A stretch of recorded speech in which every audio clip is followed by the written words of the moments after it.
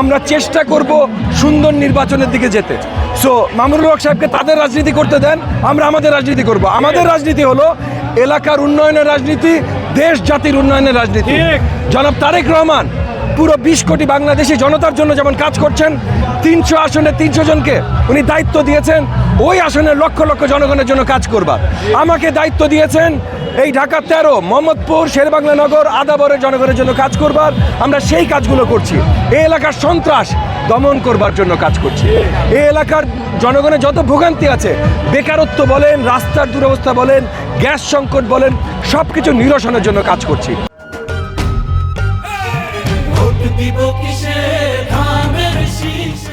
এবং আমরা দেখেছি অত্র এলাকায় একমাত্র আমরাই কাজ করছি। সো আমরা খুবই আশাবাদী, মানে আপনি যদি বলেন আমরা অত্যন্ত কনফিডেন্ট যে সামনের নির্বাচনটা জনগণ আমাদেরকে ধানের শীষ মার্কায় ভোট দিয়েই জয়যুক্ত করবে।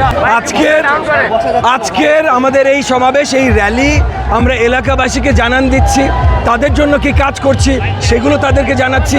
এবং প্রত্যেকটা ভোটারকে, আজকে ছুটির দিন বলেই আমরা আজকে র্যালি রেখেছি। আমরা কোনো সরকারি চাকরিজীবী মানে ওয়ার্কিং ডেতে আমরা কোনো র্যালি রাখি না, যেন কোনো রাস্তা আটকানো বা এই ধরনের দুর্ভোগ না হয়। আজকে ছুটির দিন জুম্মা বাদে আমরা র্যালিটা রেখেছি, যখন লোকজন ইউজুয়ালি লাঞ্চ করে বাসায় রেস্ট নেয়, যেন কারো কোনো দুর্ভোগ না হয়। এবং আমাদের হাজার হাজার, এখানের মধ্যে 10,000-এর উপরে আমাদের সাপোর্টাররা আছেন, আমাদের কর্মীবৃন্দ আছেন।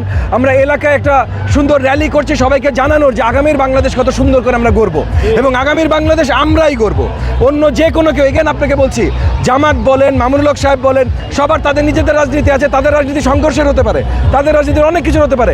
আমাদের মাথা ব্যথা না ভাই, আমাদের কাজ দেশ গড়া। আমি প্রত্যেকটি নেতাকর্মীকে পরিষ্কার বলে দিয়েছি কোনো ধরনের উস্কানিতে সাড়া না দিতে। কোনো ধরনের উস্কানিতে সাড়া দিব না বলে আমরা দুর্বল তা না, কিন্তু সবচেয়ে বেশি শক্তি আমাদের বলেই আমরা, এবং তারা উস্কানিও দিতে চাচ্ছে এই কারণে যে সবচেয়ে বেশি শক্তি আমাদের। তো তারা উস্কানি দিয়ে আমাদের নেতাকর্মীদের যদি খেপিয়ে দিতে পারে, তাহলে অন্য কোনো ঘটনা ঘটাতে পারে, তাহলে তারা হয়তো নির্বাচনকেই প্রশ্নবিদ্ধ করতে পারবে। কারণ নির্বাচন হলে তারা হারবে। সো নির্বাচনকে প্রশ্নবিদ্ধ করতে পারলে হয়তো নির্বাচন থামিয়ে দেওয়া যাবে। আমরা এগুলো হতে দেব না, কোনো উস্কানিতে আমরা সাড়া দেব না। জনগণের জন্য কাজ করছি, জনগণের ভোটেই জয়যুক্ত হয়ে আসবো। মামুনুল সাহেব, অন্য যে কোনো সাহেব কি করলো ভাই, তাদের করতে দেন। শুনেন, বাজে মুখে বাজে কথাই বের হয়। আমরা কাজের লোক ভাই, আমরা শুধুমাত্র কাজই করে যাবো ইনশাআল্লাহ।